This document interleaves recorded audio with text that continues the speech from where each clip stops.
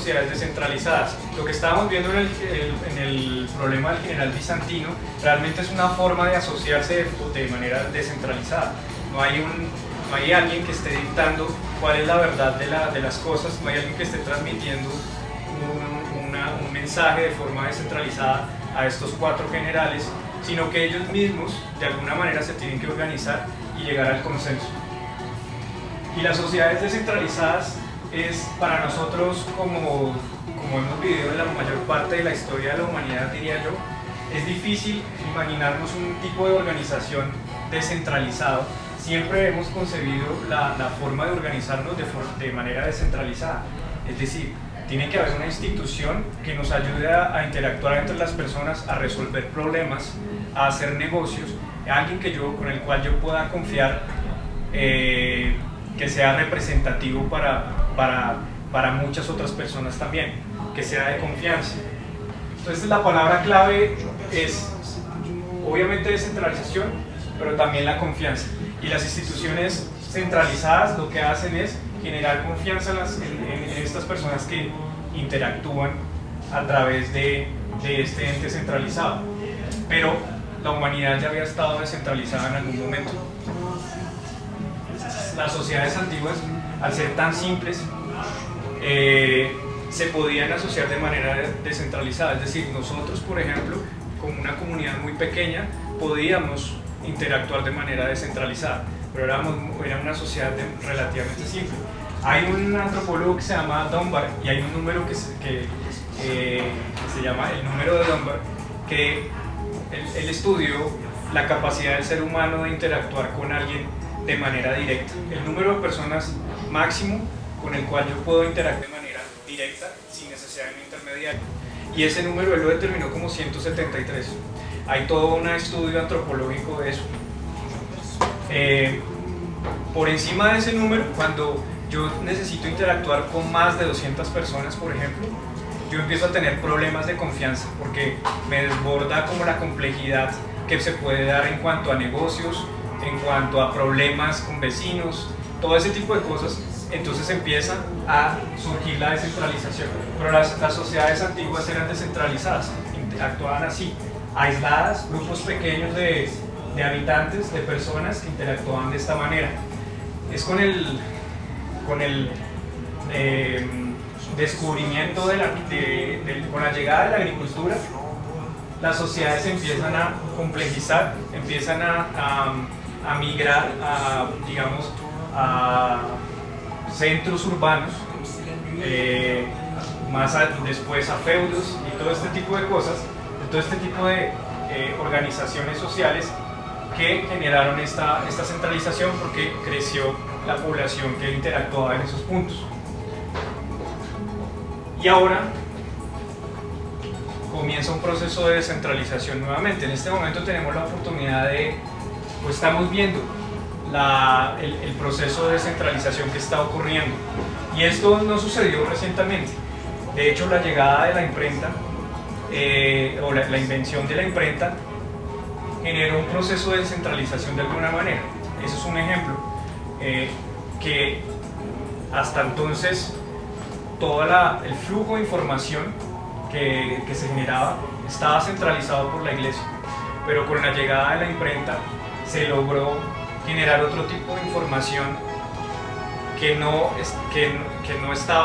poder, digamos, lo que quería enviar la iglesia como información no lo podía controlar, porque había gente en las casas o en una casa que montaba esa imprenta y podía imprimir cualquier libro o cualquier panfleto y empezar a distribuir esa información.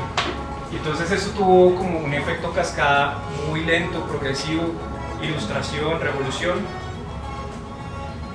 Me voy a saltar hasta 1990, en donde llega el Internet, y el Internet también es otro proceso de descentralización, en donde el flujo de información se hace más exponencial. Estamos ya viendo un proceso de descentralización, una forma de transmitir información, pero todavía no es fácil interactuar de una forma más compleja, simplemente es transmisión de información. El Internet lo único que hizo fue como colocar un medio para comunicarse de manera básica y transmitir información. Con la llegada de la cadena de bloques, lo que permite es como colocar una capa adicional en donde yo ya puedo interactuar con otro individuo en otra parte del mundo, no solamente para transmitir información, sino para tener confianza en ese individuo, ¿sí? Generar una confianza en ese individuo así no lo conozcan. Y así, entonces, por ejemplo, tener una interacción desde el punto de vista financiero, de negocios, sin necesidad de pasar por un intermediario, por un banco, por un estado, por una inmobiliaria, por una institución centralizada. Esto es lo que potencializa la cadena de bloques en cuanto a la forma en cuanto a este proceso lento de descentralización que hemos venido llevando a cabo desde cuando menciono y desde la llegada del internet, donde se potencializa eso aún más. Y eso es algo que se llama la sociedad 3.0. Existen otros libros, ya vamos a ver también. Hay algo que se llama la web 3.0, que es como esa capa para poder interactuar con otras personas de forma descentralizada. Entonces, esa tecnología lo que hizo fue, gracias, esa tecnología lo que permite es como ampliar ese número de Dunbar de manera exponencial. Tener una sociedad compleja, pero que supere la cantidad de personas con las que yo puedo interactuar de manera confiable, más allá de ese 170. Es como una corteza cerebral externa que me ayuda a confiar con una persona en otro lado del mundo con la cual no tenga realmente una confianza de otra manera. Entonces, recomendaciones de lectura. Sociedad 3.0. Este libro es magnífico, un poco antiguo, pero sienta las bases de cómo son estos individuos, qué características tienen estas personas. Son personas, por ejemplo, que han cambiado, y por ejemplo en el internet lo vemos mucho. Cuando empieza toda esta transmisión de información de archivos piratas y esto, las instituciones que centralizadas trataron de evitar la piratería, y resulta que se estaba generando una nueva forma de interactuar y de transmitir información de par a par.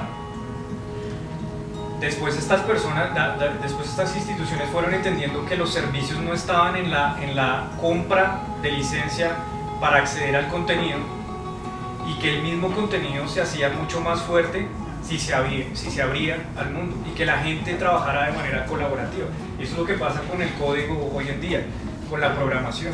Es decir, todo el mundo, digamos, las mayores aplicaciones son de código abierto, donde la gente trabaja de manera colaborativa, no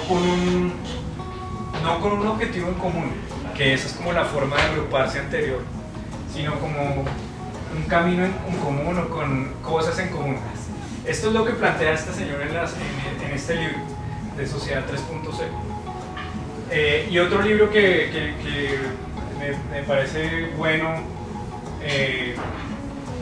recomendar es La economía de los tokens, que habla ya de enlazando un poco la Sociedad 3.0, pero con esta tecnología que permite que este individuo que hace parte de la Sociedad 3.0, porque este libro es un poco viejo, él dice esto debe ser así, pero no alcanza a mencionar realmente a la blockchain como un facilitador de todo eso que él estaba viendo. Aquí sí, este libro sí está mencionando que la blockchain es un facilitador de un individuo que hace parte de una sociedad 3.0, interactuando con alguien que no conozca de manera descentralizada. Pero también esto es súper importante. Dueños de su propia información. Yo sé que eso es difícil, nadie es dueño de su propia información en este momento, pero es algo que está planteado aquí en la sociedad 3.0. Es algo por lo cual es algo que va a suceder, pienso yo, en algún momento, y eso también va a estar facilitado por la cadena de bloques. Es decir, la forma de verificación de la identidad a través de la criptografía, a través de la cadena de bloques, la forma de verificación de la identidad, pero yo realmente soy el dueño de eso. Yo realmente soy el dueño de mi propia información, de mi propia identidad y lo que quiero compartir. En este momento no somos dueños de eso. De hecho, en este momento dejamos de pagar por licencias y ahora indirectamente estamos pagando por compartir nuestros datos. Eso es lo que pasa. Y responsables del bienestar financiero, claro, el proceso de descentralización que implica que cuando uno entra en el mundo de criptomonedas no va a haber alguien no va a haber un ente centralizador como un banco a donde yo puedo ir a reclamar porque se me perdió la plata, ¿sí? Entonces hay un proceso de maduración en cuanto a responsabilidad financiera, en cuanto a conocimiento de lo que estoy haciendo realmente, en cuanto a que yo ya no tengo que delegar a mi papá banco la administración de mi dinero, sino que yo soy el responsable como un adulto de la administración de mi dinero. Esos son todos los conceptos que embarcan la sociedad 3.0 y las sociedades descentralizadas. Esto está un poco conectado, lo quiero mencionar acá porque más adelante vamos a hablar un poco de los proyectos que estamos haciendo y entonces el tema de los contratos inteligentes básicamente es la blockchain simplemente como Bitcoin base, simplemente se utilizó para transferir dinero, pero encima de eso después se colocó como una capa en la cual se podía hacer una serie de programación en donde la interacción y los servicios financieros no solamente sean de transferir dinero, sino que se potencializan mucho más para hacer operaciones mucho más complejas.